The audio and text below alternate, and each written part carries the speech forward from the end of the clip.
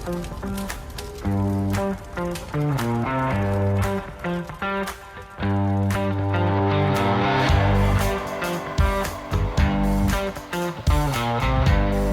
and welcome to Fire Headlines, where we discuss the hottest fire news to hit within the last 2 weeks. I'm your host, Inanna Hencke, and I am joined by the panel, Chief Bob Horton, Chief Jeff Buchanan, and we have 2 special guests today. Our first guest is organizational psychologist, owner, and principal consultant for FR Strategies, Dr. Andrew Holter. If you've tuned into previous episodes of Fire Headlines, you may have heard Andrew before, and we're very glad to have him back. And we are also pleased to welcome Retired Deputy Fire Marshal Robert Brooks. If you haven't heard of him already, Bob has been collecting fire service patches for nearly 45 years. He first displayed his collection of 8,158 patches in 2011 at the Lynn County Fair and Expo and broke the world record that was previously held by an individual in Spain. On August 4th of 23, he will be at Lynn County Fair and Expo to display his collection of over 14,000 patches and break the world record again.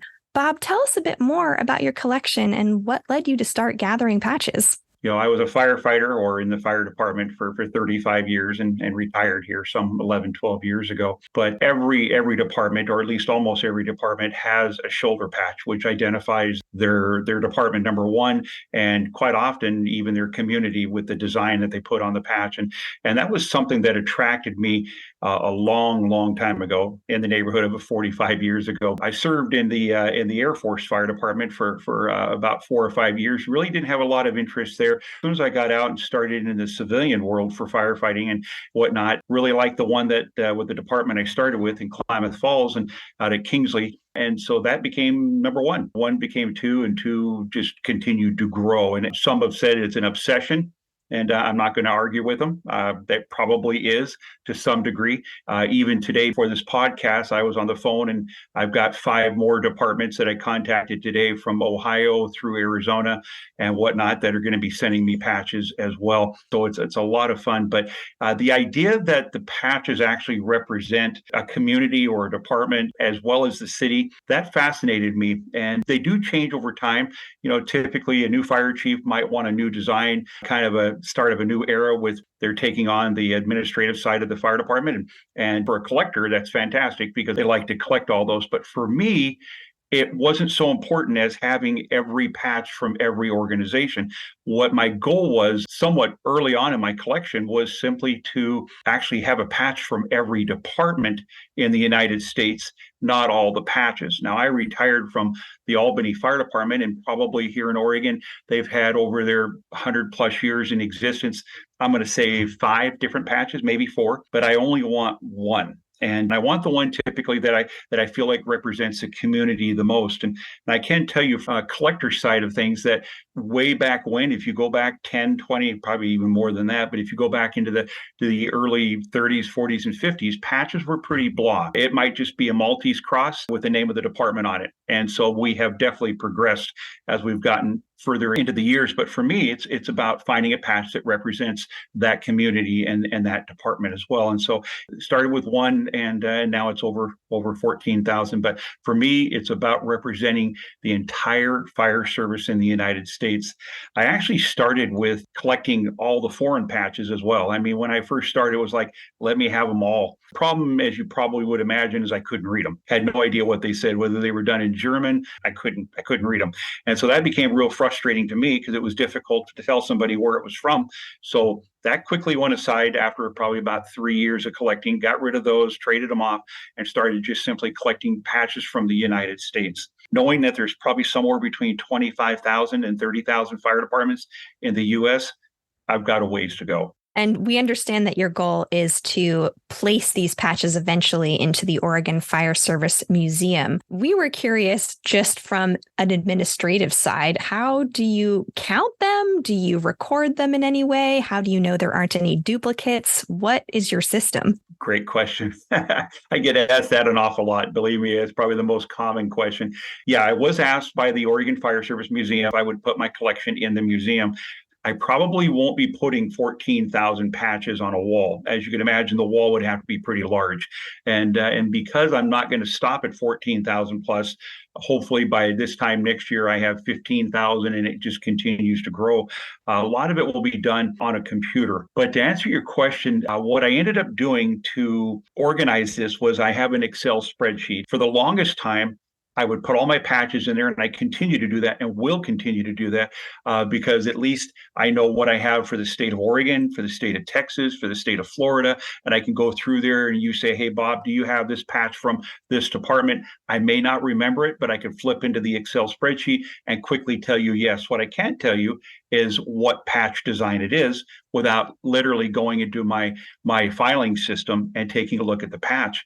So what I've done is I actually have a website now. I've just started it a few months ago, and that'll become part of the museum to where people can walk in and literally through a computer system, they will be able to push whatever state they're from, and they could push California. All the departments in California will come up. I love that we have the option to organize them digitally and then also simultaneously make them available to folks who want to take a look at them. What a great idea. I want to shoot the next question over to Andrew. Since we're talking about patches, this is the symbol of a department. We could say it's the symbol of a community. It sort of represents an organization just in a bite-sized design. What kinds of symbolism do you think are important in the fire service or any type of organization? Yeah, that's a great question. I love how Bob said that he keeps the one that he thinks represents the community the best. And I wonder what that system looks like of measuring it, if it's an objective measures or if it's just his impression on it. I think it's really interesting too, something else he mentioned about how more elaborate the patches have become from the 50s and 60s.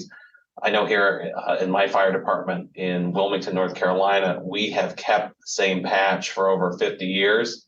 And to some people, it's boring and they want to see something new and invigorating and maybe more representative of the community. And then, of course, there's that group that's tied to keeping the traditionalist and simple patch that we have. So I think the symbolism is important, but I think the bigger part is who gets to be involved in creating it.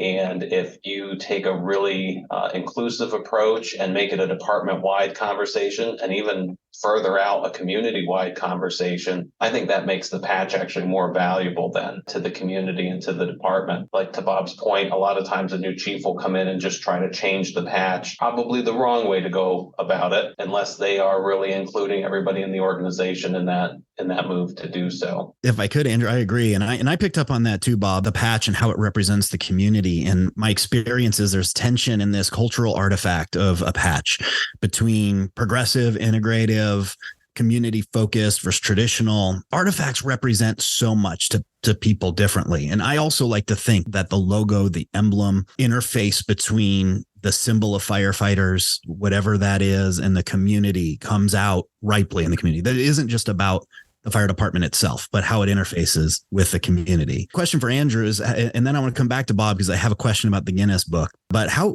do you see these artifacts affecting organizations, maybe just broadly? Yeah, I think that they're important in general. And I think in the fire service, they're even more so important to us. They sort of represent the historical aspect of the organization, the historical aspects of the fire service, our traditions. And we all know on this group here how embedded the American Fire Service and tradition are together. For the same reason our helmets look like they have for however many decades, despite the efforts to maybe change the look of our helmets. Who knows how many decades more will keep them looking the way they have for the past 50 or 60 years. I think the symbol is important. And those artifacts are important. And people could really become sort of attached to them and take a lot of pride in those things, pride in their organization, and can kind of identify with something as simple as a patch or an image or a logo as representing more than just the organization, but almost a piece of themselves, especially if they have a big role in that organization, or they've had a role in creating what that image is. It kind of goes a little bit deeper than just, this is our company patch and we like the design. A little bit more meaningful than that to a lot of folks. Yeah, no doubt about it, which is in part why I think Bob latched on to collecting these kind of artifacts around that represent the fire service. And his viewpoint, I'm sure, is incredible at these various design. I have a bit of a logo envy. Anytime I was in some kind of group where a bunch of firefighters from different fire departments were in the same proximity, like I want to look at everybody's logo, how they've designed their patch, because it does tell so much of a story. What I do get a kick that you glossed over, like you started at 1 and now you're at 14,000. Like that's, it just happens. I started at 1 and ended at 15. And it's like small little stack over here. But what I'm curious is, like, at some point you're onto something, and this is, you become a collector, as you said, like that there's an identity along with being a collector. And at some point you realize there's got to be a record to this. And is it in the Guinness Book of World? I wouldn't even know how to approach understanding the Guinness Book of World Records. And was that part of the motivation at some point? Was there is a record, I'm somewhere in the threshold of beating it, and maybe that motivated you a little more? Would you kind of share that perspective? Bob, I would love to. It was at least 12 years ago. I can date it that far back. But I was sitting in here working on my patches. And honestly, it's more than a hobby anymore, quite honestly. This is a preservation of fire service history. I mean, literally, we're creating history with these patches. And someday, we may not even wear a patch. Many departments are embroidering them in their uniforms, and the patch part of it is gone. And so this is something that I'm excited to be a part of. But I got to tell you, I was sitting in my den, and my wife, I heard her call out. She said, "Are you still working on those patches?" And I don't know why I said it. And what I'm telling you now is exactly what I tell everybody. I yelled back out, "Honey, those patches will make me rich and famous someday." I sat there after I said it, scratched my head, and I said, what a stupid thing to say, rich and famous. And I said, rich? Why would I be rich? And then all of a sudden, the light came on. I mean, this is not a 60 watt, this is 120 watt. And I said, famous? Guinness Book of World Records. I mean, it popped in my head. It had never popped in my head ever. And so I quickly jumped on the internet, looked it up, and I said, what? Some guy in Spain, a firefighter in Spain, has held the record for 20 years with 5,000 patches. I'm already at 7,800. So it was the next day that I looked on the internet, realized that Guinness Book of World Records has a satellite station in New York City. I called New York City and I said, I want to break the record. I already have more than enough. I'm going to prove it. How do I do it? It's not for the faint of heart. I can tell you that much. You got to jump through a ton of hoops with them. If you don't bring them in themselves, and that's an option, but it's a very expensive option to bring a representative of Guinness here. The other option is do it yourself. And if you do, there's a lot of work to be done.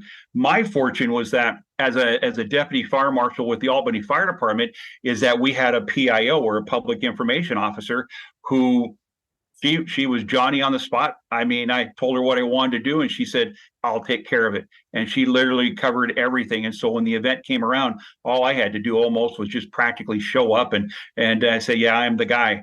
This time, not so much. This time, I'm doing it all on my own, but I got a lot of support. Hey, Bob, I love what you've done and really appreciate all the work and getting us to this point. I want to turn this conversation a little bit back to Andrew from a different perspective. And what I mean by that is this artifact, these pieces of our fire culture that instill pride, or from an organizational psychologist perspective, Andrew, I want to hear if there is a downside, a barrier, a limitation that culture can present to an organization and artifacts, if there are barriers and limitations. And if there are, how can organizations, leaders, and fire communities intersect at a point where they can meet that challenge and still take their organization into the future, putting their arms around culture? Can I tack on to that question, Jeff? Love it. It sounds a bit like, at least, so something that I had wanted to ask is if there's unhelpful symbolism in the fire service. Is that kind of where you're going when you say barrier? Like, what kinds of pictures do we have in our minds about the fire service that might, present a challenge for the way that an organization needs to evolve? Is that where you were going? Absolutely. The downside. Absolutely. Sure. So fairly big question. And I think that culture is this really ambiguous term that we use all the time. We're constantly talking about organizational culture and employee engagement and these things. And something like culture is not necessarily a standalone measurable aspect of an organization. We can't just come in and take the pulse of the culture and say it's 7. So it's hard to, from our perspective as scientists in this field, to really measure something like that and say one way or another. But in regards to that symbolism, I think we do have to be, if nothing else, very careful about how we approach it. And when there are opportunities to change it, that we're as inclusive as we can be. That should go within the fire department. It should stretch out to the community. And it should also leave room for people who aren't there yet. We will always talk about inclusivity in the fire service, and it's tough because the fire service isn't very diverse generally. And so even if we bring all the fire service together, we're still pretty much a white male group discussing things without a whole lot of other voices in the room. So it's important for us to try to find those other voices elsewhere so that we can be as inclusive as possible when we're talking about these symbols, these artifacts, these traditions and things that we might be trying to change or move forward. Wonderful. We are heading toward wrap up, so I wanted to ask if there are any last questions for either of our guests. I got one. Bob, I got to hit you with it straight on. What's your favorite one? And don't let the fact that Southern Nevada with the cool cards and the fire, all that stuff going on, don't let me push you in a direction. But what's the coolest one you've seen in all your endeavors? Wow, you guys should give me another hour here. There's a lot of neat patches. I have some that were made on a couple of them that were made on a Singer sewing machine. Literally, the fire chief's wife made 6 patches for the department. Each member got a patch, and they couldn't afford to go out and have them made. So she literally programmed her Singer sewing machine and made 6. When I saw a picture of it, I talked to the chief and I said, any way to get one? And he says, probably not, because these are made on a Singer sewing machine. And I said, I'll give you $200, chief, for that patch. He said, what? And I said, 200. If I don't, that patch and your department will never be represented in this collection. I said, it's worth $200 to me. He goes, well, let me ask my wife. So he did, and she made one for free. Now, with that story, that's just simply to share with you that I've had it where ladies auxiliary have hand stitched the word, whatever department into it, hand stitched. I mean, and those are pretty blah, but they're hand stitched. They were quite primitive. To answer your question on which is the best one, reluctantly, because you can't reach out and grab me, I'm going to say it's Sherwood, Oregon. And I'll tell you why Sherwood, Oregon. Sherwood, Oregon Fire Department is no longer. They part of Tualatin Valley Fire and Rescue. And that happened a long, long time ago. But that particular patch was the hardest patch for me to get my hands on, to the point where I didn't know that I was ever going to get one. It has a picture of Robinhood on the front of the patch, from head to foot in his little booties, and he's pulling back the arrow to shoot it. But it's a Sherwood Forest Robinhood story, and they went ahead and put that on there. And I thought, how creative can you get? And I thought that was fabulous. But there's a ton of patches with a ton of history. Hard to pick one. That one with Sherwood is probably one of my top favorites. I don't know that I have a single favorite. I'll tell you, all the patches, just to get one from another department is just beyond awesome. I had a friend of mine who was a platform speaker, and he did a ride along with me in the fire department one day to see what I did. And he wrote a story about it. A ride along with Bob Brooks, Deputy Fire Marshal for Albany Fire. And it was a great story. When we were done at the end of the day, he said, Bob, everything I've seen today tells me this. The fire department has a story to tell. He said, your job is to figure out how to tell the story. And I believe these patches do that.